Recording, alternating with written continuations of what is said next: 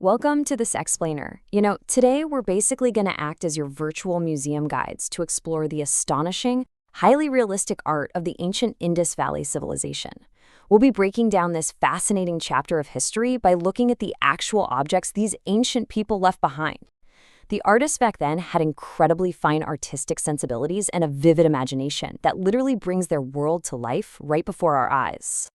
Here's our museum directory for today. We'll start with discovery in the Indus Valley, then check out masterpieces in stone and bronze, look at terracotta, explore ancient identity through seals, and finally, wrap up with daily life via pottery and adornment.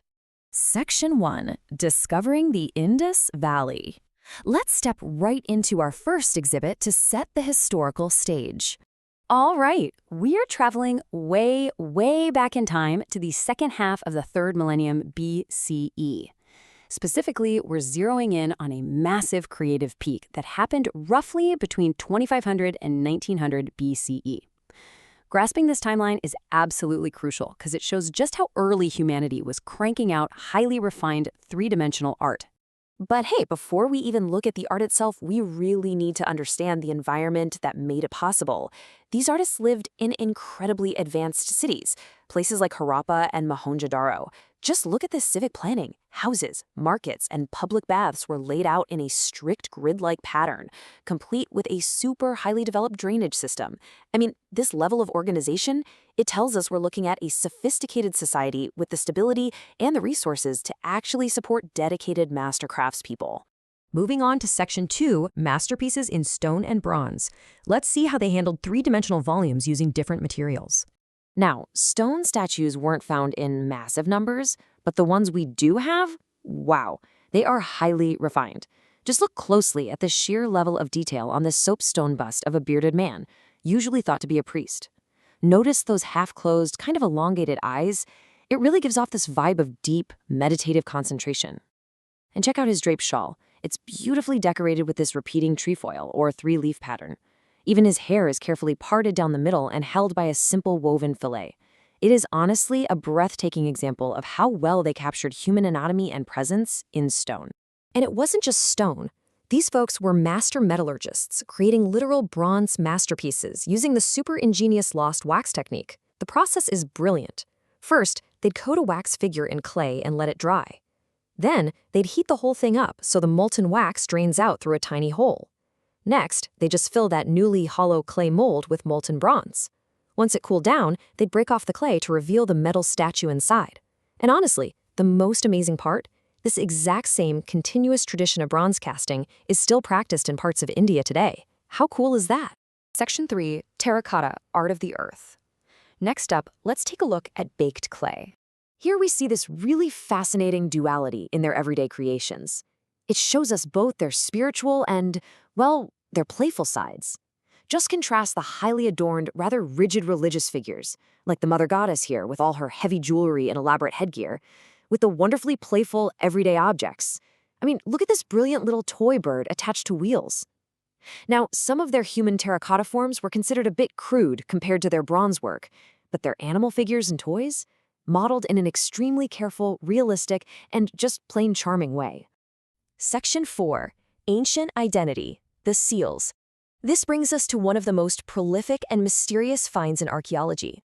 We're talking about thousands of intricately carved steatite seals. And as a quick refresher, steatite is a type of soapstone, a lot like what they use for that priest statue we admired earlier. Now, while these seals were mainly for commercial purposes, the source chapter makes a really brilliant observation. It suggests these little 2x2-inch square plaques basically functioned as amulets carried on the persons of their owners. Kind of like modern-day identity cards. Just imagine walking around carrying a tiny, beautifully carved stone tablet just to prove who you are or what merchant guild you belong to. Let's check out the most famous one of the bunch. The renowned Pashupati seal is an absolute masterpiece of intaglio carving, meaning the design is cut directly into the flat surface. It shows this central cross-legged figure, which some scholars identify as a Pashupati or possibly a female deity. But really look at the extraordinarily realistic animals flanking the figure. On the right, you've got an elephant and a tiger. On the left, a rhinoceros and a buffalo, plus 2 antelopes hanging out right beneath the seat. The anatomical accuracy in such a tiny medium is literally stunning. Finally, Section 5, Daily Life, Pottery and Adornment. For our last exhibit, let's explore the beautiful items they used every day. We are talking about the graceful pottery they used in their kitchens and the intricate jewelry they wore. But before I just give you the answers, take a close look at this heavily holed pot. It's got a large hole at the bottom and all these small holes scattered across the walls. Think about your own kitchen for a second. What do you think this was used for thousands of years ago? Well, if you guessed strainer, you hit the nail right on the head. This perforated pottery was very likely an ancient household tool used for straining beverages. It really goes to show that the Indus Valley people valued immense practicality right alongside their art. And they made their pottery mostly on wheels, clearly favoring these beautiful, graceful curves over straight, angular shapes. And wow, did the Harappans love to decorate themselves. Both men and women adorned themselves heavily with beautifully crafted necklaces, fillets, armlets, and rings. And they used literally every conceivable material for this. They crafted pieces from precious metals and gemstones, all the way down to bone and baked clay. They even made these brilliant, natural-looking little models of monkeys and squirrels to use as tiny pinheads and beads. As we wrap up this explainer, we're really left with a captivating mystery. Every single one of those beautiful seals we looked at features a pictographic script. But here's the catch. That script remains completely undeciphered to this day. We can hold their toys, we can marvel at their sculptures, and we can literally see how they strain their drinks, but we still cannot read their words. So it leaves us to wonder, what secrets, what names, and what stories are these ancient artists still trying to tell us? Thanks so much for joining me on this journey into the art of the Indus Valley. Keep wondering and keep learning.